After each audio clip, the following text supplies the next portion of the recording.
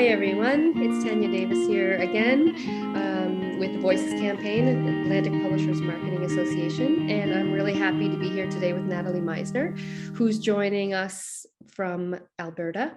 Of course, we're on Zoom, so that makes it convenient to speak to people from anywhere. I'm speaking to you from EVERETT, Prince Edward Island in Mi'kma'ki. And I'm really happy. This is, I've had a great time interviewing people from the 2S LGBTIQ plus community, queer writers and authors attached to Atlantic Canada, either living here or published here or who have some connection. So Natalie is from Nova Scotia and is currently, as I mentioned, in Alberta. And I have a bio here for those of you who don't know Natalie yet. Here's a little bit of background and then we're going to chat. So Natalie Meisner is a playwright and award-winning multi-genre author who grew up on the South Shore of Nova Scotia and got her start in the indie theater and spoken word scene of Halifax, Nova Scotia. Since then, she has worked across the country in theater and the literary arts and currently serves as the 5th Poet Laureate of Calgary. Her work often deploys the power of comedy for social change. Batty One Shoe, published by Frontenac, is a collection of odes to renegade women who fight the powers that be with laughter. Legislating Love, the EVERETT KLIPPERT Story from University of Calgary Press, illuminates the life of a beloved Calgary bus driver and the last Canadian to be jailed for homosexuality. Her play Boom Baby won both the Canadian National and the Alberta Playwriting Award. Speed Dating for Sperm Donors, published with Playwrights Canada Press, was a hit at Lunchbox and Neptune in Halifax. Double Pregnant, Two Lesbians Make a Family, I got that one here, published by Fernwood. Top nonfiction lists, and her first book for kids, which I also have had the pleasure of reading in hard copy. My Mommy, My Mama, My Brother and Me by Nimbus is about a two-mom biracial family finding community. Meisner is a wife and mom to 2 great boys and a professor in the Department of English at Mount Royal University, where she works in the areas of creative writing, drama, and gender and sexuality studies. Welcome, Natalie. Thank you so much for that great introduction, Tanya. And I think sperm dating might be a better title. I don't know. I got to go back. Dating. No, I think it's catchier. I got to go back to the drawing board on that one. Maybe that could be the follow-up. Like these couple little sperms just dating and. Well, we had a lot of fun with the set design for that play because there's a play version as well as, Double Pregnant deals with the real events. And then we did a kind of fictionalized version. And we had a lot of fun with the set design. Like the set designers were doing little swimmers on the back panels and stuff. It was pretty cool. Yeah. And I kind of like it. I mean, sperm are pretty cute. Like, I mean, at least the depictions of them, like just their shapes and like, yeah, the way they move. I can see that being fun to work with if you were like a stage designer or a lighting designer or anything. Like pollywogs, they're so cute.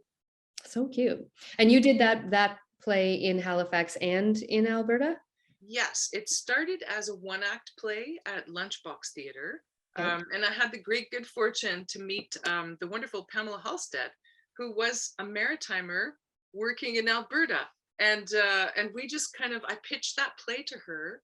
And that was the first piece that we worked on. So we took that to Lunchbox Theatre. It was a hit there. I did the kind of extended version. And then we took it to Neptune in Halifax, because she by that time had gone back to the Maritimes. So, and I'm sure you like any chance you can get to come back and work in Halifax.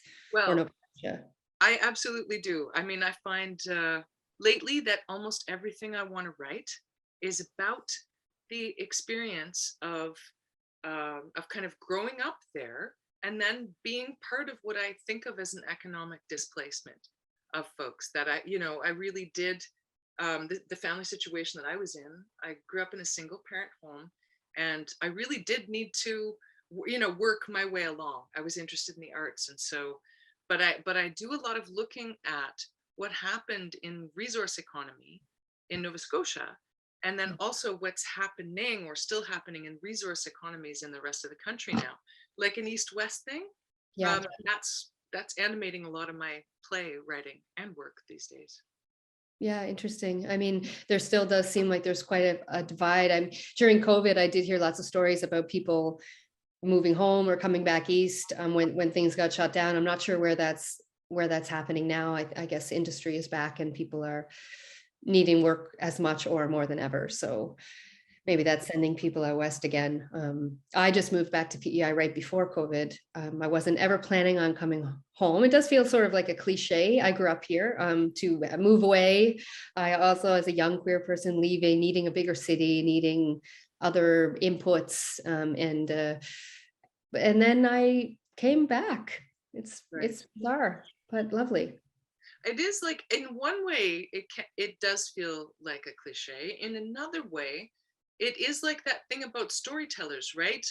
There has to be like farmers and sailors. I think this is just I'm thinking like, I don't know who said this, maybe Walter Benjamin. It's like, there have to be people who stay, and there have to be people like sailors who go out on the water and come back with tales.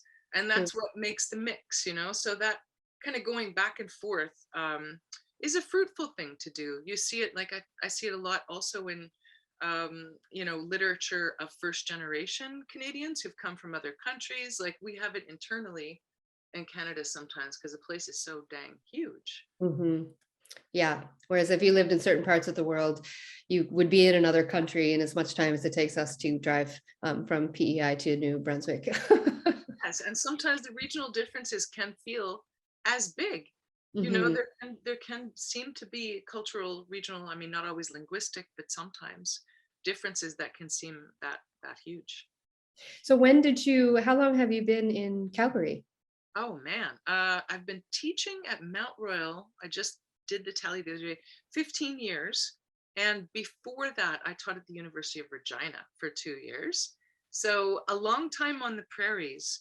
And that was just the consequence. Before that, I went to UBC for my master's. So a lot of this was just kind of figuring out where I could go next as an artist. And then I became very interested in staying inside the world of academia and ideas. And I just thought, how can I make that happen? So it was applying to programs. I thought another ocean would be great. So before that, it was UBC. But all during that time, I have kept really strong ties to back home and go back in the summers. I mean, not these last couple of years, obviously, but have maintained like strong ties back east, and a lot of my work responds to it. Mm-hmm. Well, in the work that I've been able to read a little bit in just getting to know you and prepping for this interview, especially in Double Pregnant, which was, for anyone who hasn't read it, this is the memoir of you and your wife deciding to start a family and looking for sperm donors. You're doing your sperm dating.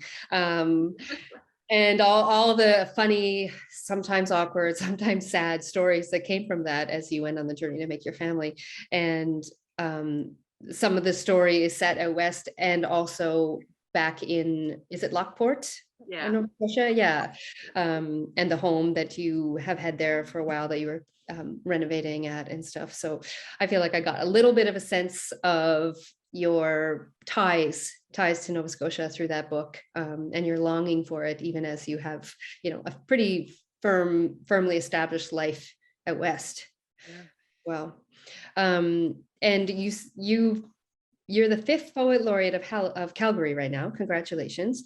As I understand it, are you getting to the end of that term? Yes, this is National Poetry Month right now, and so we did a kind of a video poem recording of my last official piece the other day called Run to the Stacks. It's an ode to librarians. I've been doing a lot of like appreciation work during the Poet Laureate term. So my first official piece was called First Nurse, and it was about caregivers. And then we closed the loop with appreciation for librarians. One of them kind of awakening our bodies, and one of them awakening our mind, or caring for our mind. So that term is coming to close this month. And we've chosen the new Poet Laureate, who I'm super excited about to have been part of this process. I can't yet announce who it is, but that was a lovely way to close that loop, to get to be part of that jury, and very excited about the person who will take up the mantle after me for Calgary. Yeah, like a passing on of a baton, or torch, or I'm trying to think of another metaphor. But yeah, it's a really nice process. I was Poet Laureate of Halifax some years ago, and I remember the process also of the jury and the meeting and the applications and all the great conversations that we had with people who were vying for the position. And it was a very gratifying experience, because I mean, it's such an interesting tradition. I'm so glad that cities and provinces employ poets for such a role. How did you take the role to be like, you wrote a lot of pieces, I assume, some poetry. Was there mentorship work or other sorts of public appearances? Yes, it was like having yet another job. And I will say about your passing of the mantle, we actually used, I have the thing that we used because we had to do it online. This has traveled with me from, we passed the conch because it was Sherry D. Wilson, who I'm sitting in the very big shoes of Sherry D. Wilson. And we thought, what kind of object would be fitting to pass? And so we actually passed this virtually, online. And hopefully we'll see if the new Poet Laureate wants to choose, an object that's fitting. But we have to rethink, I think, sometimes the objects, the sacred objects that we pass on. Yeah, yes. And so that was a lot of fun.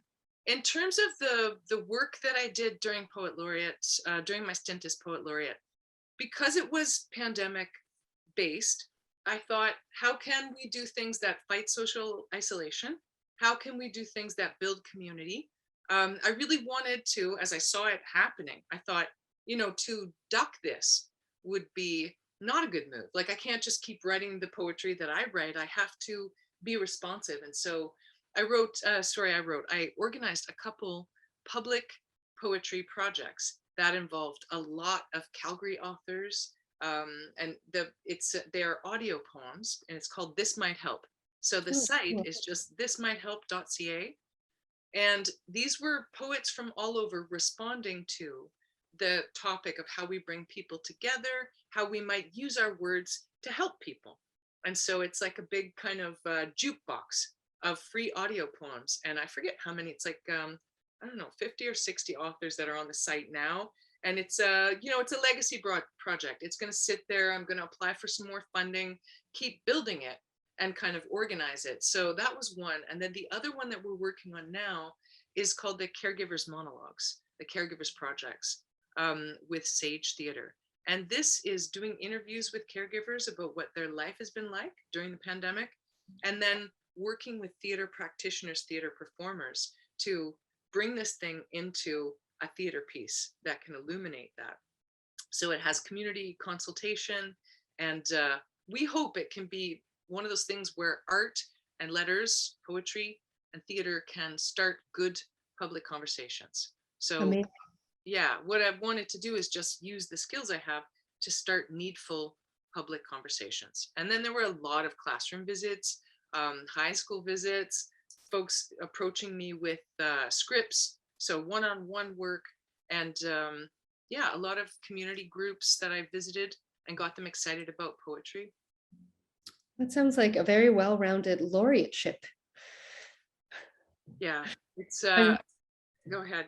Well, because as I can glean from your work, you do a lot of different things. You have lots of kinds of writing. You do the plays, obviously. You wrote a children's book, a memoir, your book of poetry, Batty One Shoe, and you teach. And so that is a lot of, related but different artistic practices. And I'm just interested in how you, first of all, managed to get all that done and raise a family, and presumably get to, I don't know, read a book or cook a meal once in a while.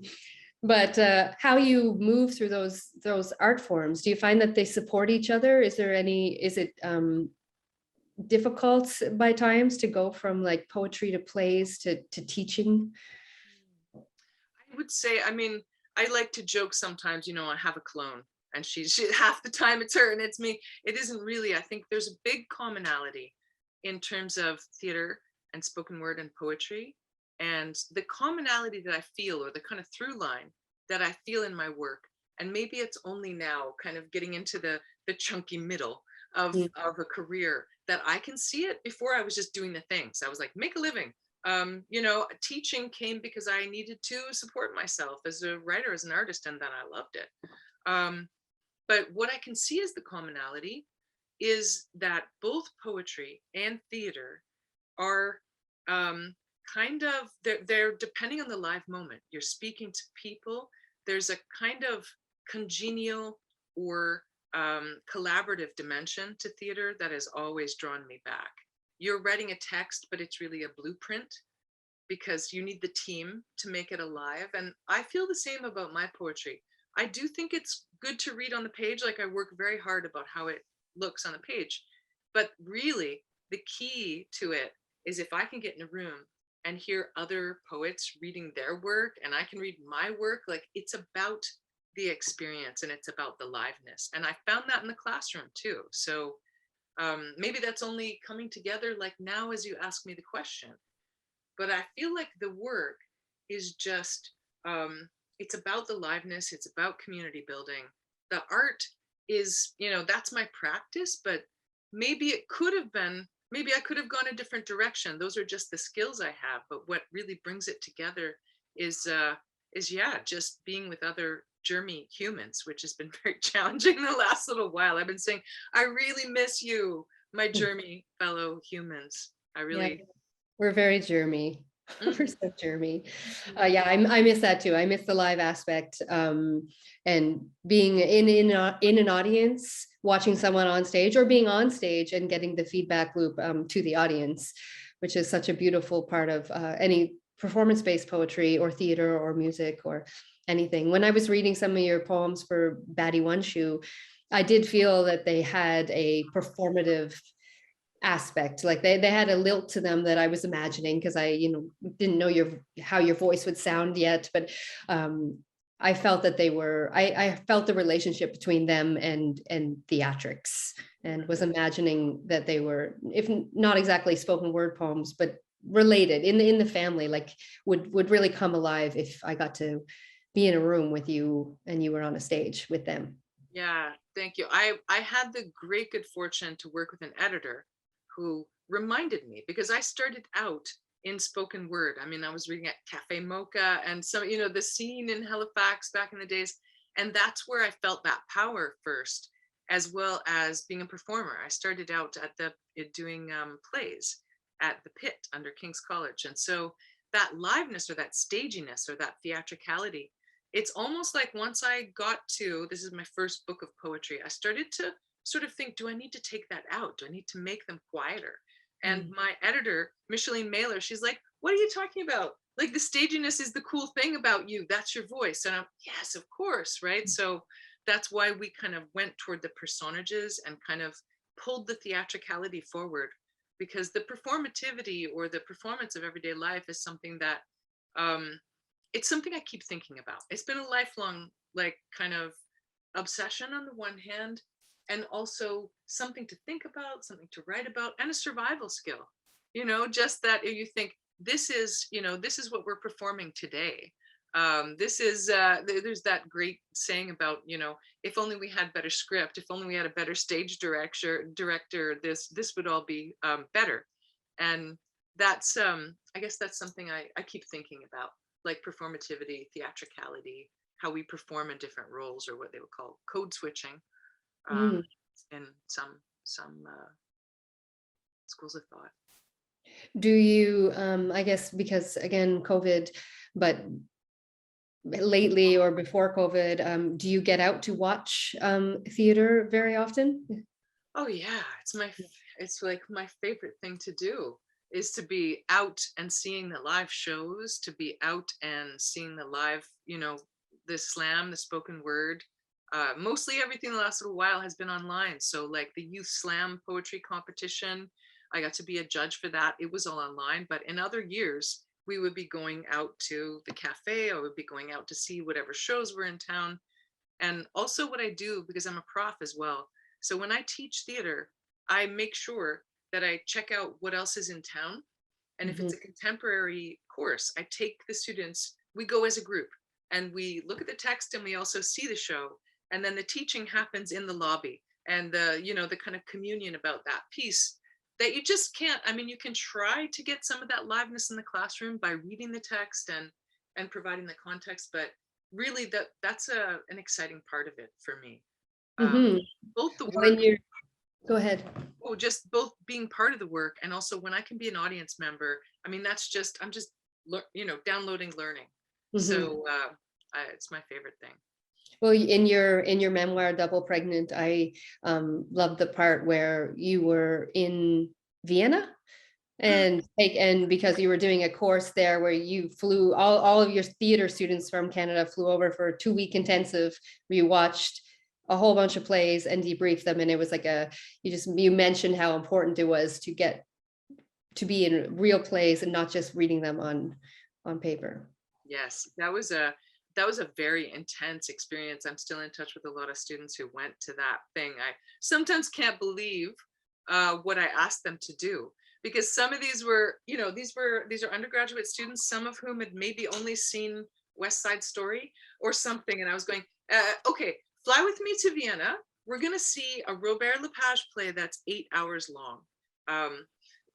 They feed you during the show, but this was just an epic. I mean, if you work in theater, then you go, okay, this isn't, you know, this is durational performance. I can understand what this is.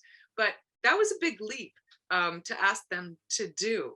But they loved it. I mean, once they had that kind of that international experience, plus, you know, the travel and being on location, it's those field schools, that was a field school. Those field schools are just a wonderful experience. I want to do that again now that my children are getting a little bit older. It's hard to leave for that amount of time, but maybe I'll take them if I can arrange it. My boys would sort of love to go along with me for that. So yeah, field trip. Let's go. Yeah. Yeah. Well, I got your plays here, Growing Up Salty, which was published, I think, in 1997. Yes. So some of your older works that you got to perform with Chestnut Tree Theatre, correct, in Halifax. So those were lovely to read. I feel like I got a bit of a breadth of your some of your artistic life. And then Double Pregnant was not published until 2014. The memoir, your children's story, which is so lovely and poetic. This is my mama, my brother, and me. It felt like a story poem to me, just very lovely. Actually, I had my partner read it to me out loud so that I could, because I think children's books, similar to plays, are, you know, meant to be heard. It's so nice to have a story read to you. But I love the lyricism of it and the way that it flowed. And also you managed to put a lot of scientific things in there. Like there were beachcombing elements that I had never heard of before, even as an East Coaster.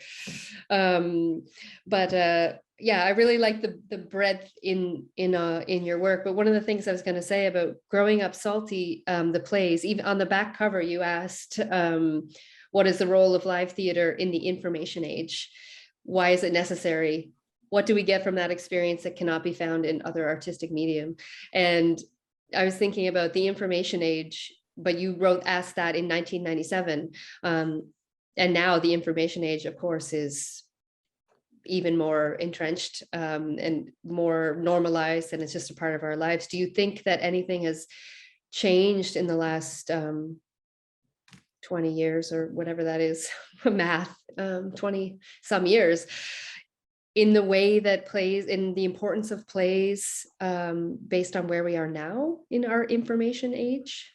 Wow, that's a fabulous question. And you know, I had forgotten that was on the back cover. Even the term information age now feels like we need to go down the stacks of the library and find, you know, that feels very as it was. I mean, at the time, that was probably the cutting edge term, and now it feels so dated, right? Well, one thing I keep thinking about, and I read a lot about neuroscience and creativity, being a creator and also being a parent. And I think a lot about how readily available all this information is. I mean, the fact that I can be talking to you now at PEI, that I can be working on theater with a director who's out in, you know, in the East Coast, and actors who are all across the country, is kind of wondrous. It's wondrous. It's Star Trek stuff. Like when we grew up, you know, you flip that open and there's a face talking there. I mean, that's science fiction stuff that we're living. It's all great. But on the other hand, there are a lot of studies about screen time and the kind of the lack of connection with nature and with embodied space. And that can really impact both your learning if you're a child, and it can really impact your creativity if you're a creative. So I've been really trying to make sure that I get my hands in the literal dirt. So things like seed saving, growing food, connecting with things that I grew up doing, like even splitting some wood for the fire, making things from scratch, all that embodied and lived experience and the connection with nature, or a term I just ran across in this book. This is The Nature Fix, really amazing book by Florence Williams. She talks about biophilia, like the love for nature. And that it really moves me, because I think that's something that can be neglected. And we weren't maybe as conscious about that 20 years ago. There was environmentalism, there was Greenpeace, like those were movements I was involved with as a youth. We wanted to stop pollution. But now I think we're really understanding the grave consequence to the whole human being, if we don't have that love or that connection to nature. Mm-hmm. So I keep saying to my sons, it's a tool. Make sure that you're using the tool, that the tool isn't using you. About connection, about information, about screens. It's a tool. So think of it as a wrench. Think of it as a screwdriver. Like the screwdriver shouldn't boss you around. No, it shouldn't. No. It does. It's very bossy, like or the utility knife or whatever it is. Right. Very bossy. Well, you said in one of the poems I was reading in Batty One Shoe, and I can't remember the name of the poem, maybe it's called Wrench. And you were giving directions. A lot of the poems in that book are playful and like rousing, energetic. They want action. And one of your lines was about throwing a wrench into the system of imperial capitalism. And I think you had was a better word than that you called it. Actually, in the coal-fired engine of manufactured consent is another thing you described it. But just thinking of the wrench, like how can we, if our phones and our technology and our computers are a tool, and sometimes I do just want to throw it in the ocean. I make jokes about that all the time. Just take this tool and throw it away. But I need it, or else I wouldn't be able to talk to you on Zoom right now. Precisely. And that's the dilemma of it, right? Lest we fall into purist discourses, whenever I'm being critical of communication, or I'm being critical of the information, I'm still also saying, hey, I used to have to go to the card catalog. As a writer, like the information that is available to me now, when I used to have to wade through the stacks at the Killam and try to find, you just hope that they have the journal with the article, or you hope that the book that you want is going to be there when you go across town. I mean, that is a boon and a gift, and it's we can't neglect that, and we can't neglect the fact that we are enmeshed and embedded. Like there's no pure discourse there. I'm not going to give up my computer. I do though watch it if I feel like the phone or any kind of social media is kind of bossing me. You know, if I feel like it is socially conditioning me, I just try to interrupt it a little bit. It doesn't mean I'm not going to use, I used Twitter for a long time. It was great for news. I've tried them all out. I'm on the edge of I'm flirting with Instagram right now. My students have taught me a little bit about how to use it. I don't still really get it, but I think as a poet, you need to read the other Instagram poets and you need to understand what's happening. And so I'm flirting with it. But if I felt like it was taking huge swaths of my day, and I'm not able to read the books on my shelf, or I'm not able to go, plant some beans, then I'm just gonna rethink it. Mm-hmm. Mm-hmm. That's really something great to be mindful of. And it's true, Instagram in particular for poets. I follow a lot of poets on Instagram. I don't post very much. I'm kind of a quiet ghost, but I love that medium makes accessible opportunities for people, for emerging poets outside of the traditional publishing system, which can be hard to break into. So it's definitely given lots of room for people. And I know poets have gotten their careers started online like that. Absolutely. And that's a generational thing too, right? As I personally move into like the middle years, or like we need to have mentees and mentors. So I will frequently say to a younger poet who's on Instagram, it's like, well, I'm reading your stuff, I'm finding it there. Tell me what you're getting from this. Like, does this give you something similar to what I feel when I read it in an open mic? Like, tell me about it. Mhm. And so I think it's really important to keep an open mind to all those new ways of iterating poetry, right? Because and this is another thing, like even print at one time was supposed to ruin poetry, right? The printing press, it was like, we look back in history and they were like, oh, it's going to ruin oral culture. Nobody will remember how to memorize anymore. So at one time, something that we now think of as traditional, the printing press, was going to be the end of it all. So Yeah. we can't say, social media is the end of it all. It never is. Like poetry and storytelling, they renew themselves. Yeah, they find a way, though. It's just in us to tell stories, to tell poems, to try to connect through the arts. I was thinking about, when I was thinking about your work, that you, at one point during your memoir, when things were hard and sad, and it was after you'd had a miscarriage and were dealing with feelings, and your words failed you, and you said that you hadn't experienced that much before, and you were always able to write, but there was a point when words had failed you. And you also at another point in the memoir talked about you couldn't, while writing nonfiction, you can't hide in nonfiction, or in the same way that you can in plays. You have a cast of characters, you can like wrap yourself in like a cozy blanket, but if you're writing about yourself, whatever you're going through, that's it. And was it challenging? I'm sure it was at times, but you got through it and you wrote the book, obviously, and published it. It's beautiful. But what was it like writing about yourself in such an up close way versus writing about characters? Yeah, that's something I think about a lot, because since that book, I've actually gone more and more toward the practice of creative nonfiction, or working with truthy stories, even if they're not mine. So EVERETT KLIPPERT, we did for that play, we did a ton of research and interviews, and I got to read his diaries that he wrote in prison and his letters, and like working with truthiness, or like working in ways that are with fidelity, because I don't believe there's, because once we've busted the myth of objectivity, we know absolute truth is not possible, right? It just depends who's telling the story, but there is fidelity. So this is what we know. These are the events as they transpired. And working with that is so interesting. It was for me personally. I always thought, tell stories about other people. Other people are more interesting. I'm just like somebody from this little fishing town. Who gives a rip? But then these experiences that we went through, I started thinking there's nothing really, or not too much. Like there's Dan Savage's book. I read all the memoirs I could. There's some stuff about LGBTIQ or queer families, or families that don't look like traditional families.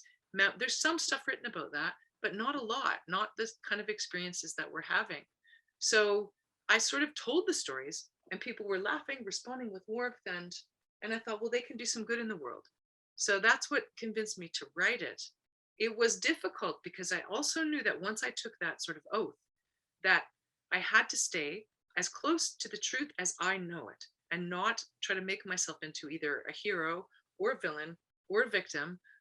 So that is difficult. That is a tough bargain.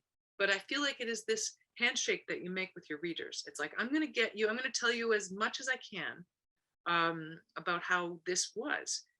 And it was tough, because there were times where I wanted to just to fade to black, like you can on the stage, or exit stage left, or crack a joke. And you can't really do that in creative nonfiction. The gift of it, though, was that after the book came out, people started coming up to me and telling me their stories. And that's the part of it I didn't know would happen. That our administrative assistant came up to me and said, Natalie, I read your book. This is something like this happened to me, and I felt I couldn't write about it. And she just unfolded her story to me, and that kept happening. I go to read from the book, and there would be like prospective parents struggling with infertility, and they thought, this is a zone of silence, a cone of silence, like different kinds of families, queer to gay men trying to have a baby, or trans folks trying to have children, and they're all kind of struggling in silence. And they would give me their stories, which as a writer, I love nothing more than that. Like talking to strangers is my jam. So that was the coolest thing about it, is it opens you to vulnerability. It creates a bridge to other people, and then they gift you with their stories. And ever since then, it's almost like I haven't really gone back to non-truth based stuff. It's sort of, it's been a trip. Oh, a shift. Well, it's so beautiful. I love that about storytelling, poetry. Also, lots of poets in the spoken word community are telling, well, maybe lots of poets in general, but are telling poems based on their life. I think that does like bring out audience response and connection. And because people, we just want to feel like we're not alone, essentially, I think. And so if somebody has a story that they're telling and it taps something in you, it's just so relieving. It's like, okay, well, great. I'm not alone in this particular struggle, in this particular heartache, in this particular joy. And I do think it is one of the beautiful gifts about what we get to do.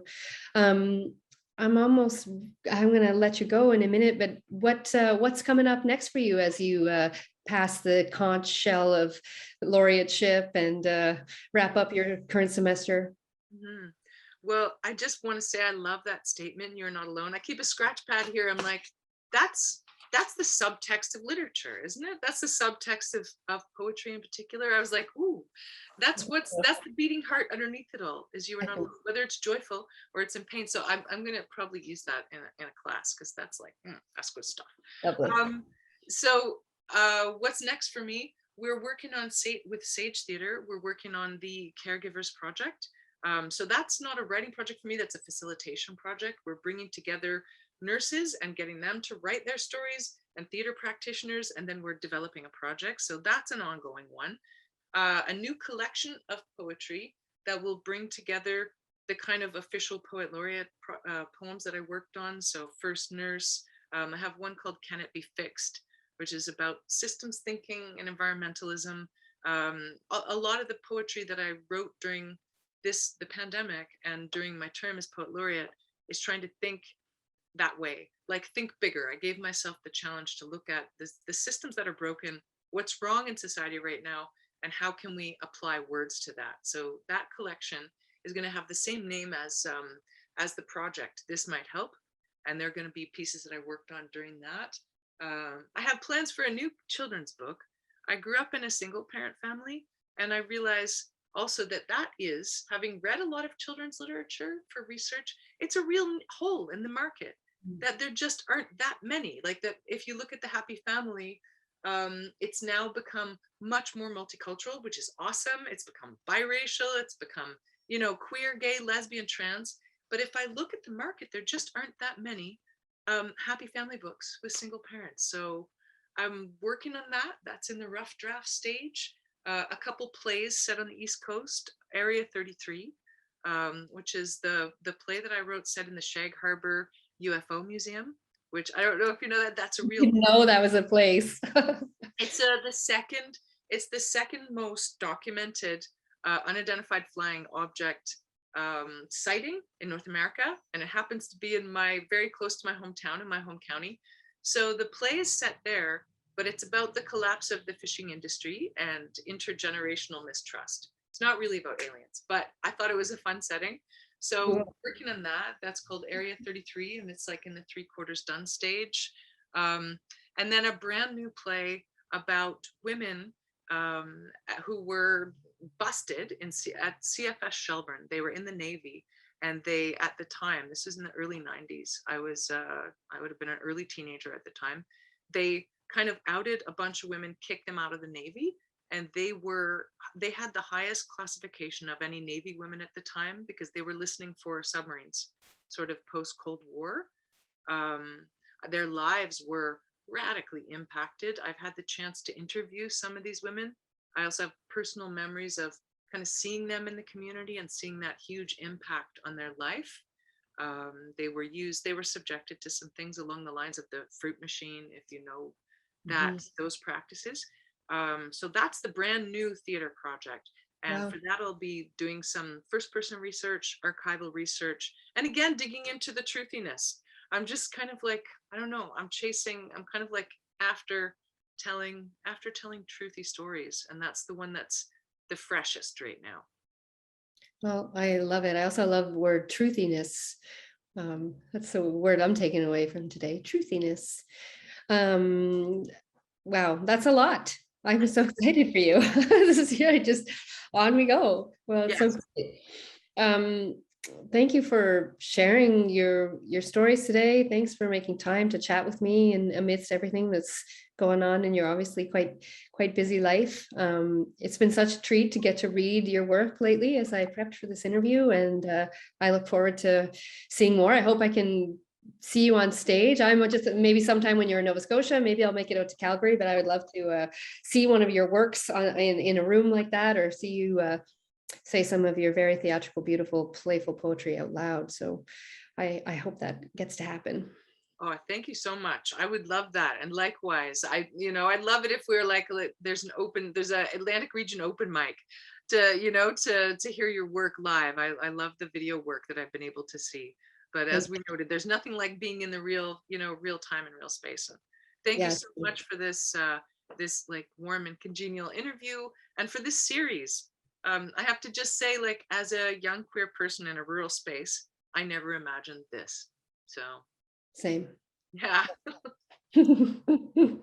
Well, thanks, Natalie. Enjoy your day out there in the West. And I hope spring brings you beautiful things.